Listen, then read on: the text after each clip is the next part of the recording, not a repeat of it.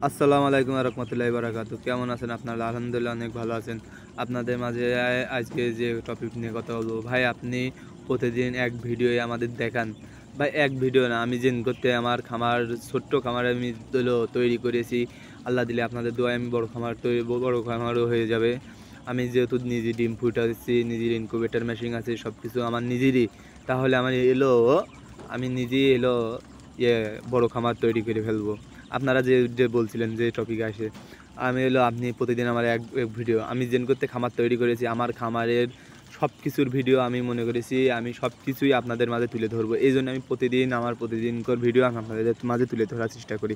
আচ্ছা, যে ভাইরা বলছিলেন ভাই আপনার হাতে কন্ট্যাক্ট করে আমি কি পরামর্শ নিতে পারবো, ভাই অবশ্যই নিতে পারবেন।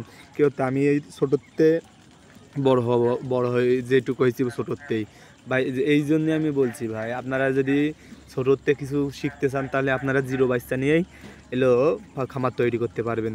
খামার তৈরি করতে গেলে কিছু কিছু কিছু ভুল আছে সেগুলো ধরতে পারবেন, কিছু কিছু ইয়ে আছে সেগুলো সব কিছুই কিন্তু আপনাদের মাঝে ইয়ে হয়ে যাবে।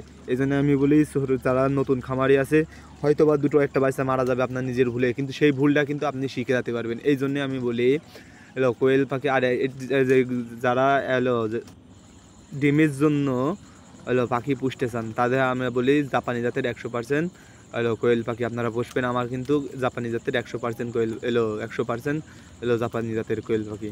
তা যাক, আপনারা আরও বিশেষ করে আপনি কি খাবার খাওয়ান ভাই? কোয়েল পাখির জন্য আলাদা করে একটা খাবার আছে, 25 কেজির বাস্তা, আমি ওইটা নিয়ে আসি। আর নারিশ কোম্পানির ওয়ান যে ফিডটা আছে, তারপরে আরেকটা ফিট আছে, ওইটাও খাওয়াই আমি। এগুলো মিক্স করে খাওয়ালেই পাখি ডিম ভালো দেয়, প্রোডাকশন ভালো হয়। যাক, আপনাদের দোয়া আলহামদুলিল্লাহ আমি দ্বিতীয়বারের মতন ডিম আমি আর একবার আমার ইনকিউবেটরের মেশিনের মধ্যে কিছুদিনের মধ্যে দিয়ে দেবো, হয়তো বা কালকে নাই পরশু এরকম দিতে পারি।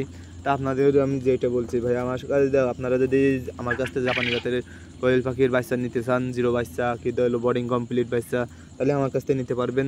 আলহামদুলিল্লাহ সিজন চলে এসে, আপনারা যারা পাখি খামারে তুলতে যাচ্ছেন অতি শীঘ্রই পাখি তুলে ফেলুন, এইটাই আমি আপনাদের মাঝে বলবো। আর এই যারা বীজ ডিম নিতে চাচ্ছেন তারাও নিতে পারবেন, আমার কাছে অ্যাভেলেবল বীজ ডিম আছে। ভিডিও লাস্ট পর্যায়ে চলে এসে, আসসালামু আলাইকুম রহমতুল্লাহ। তো আপনারা সবাই ভালো থাকবেন।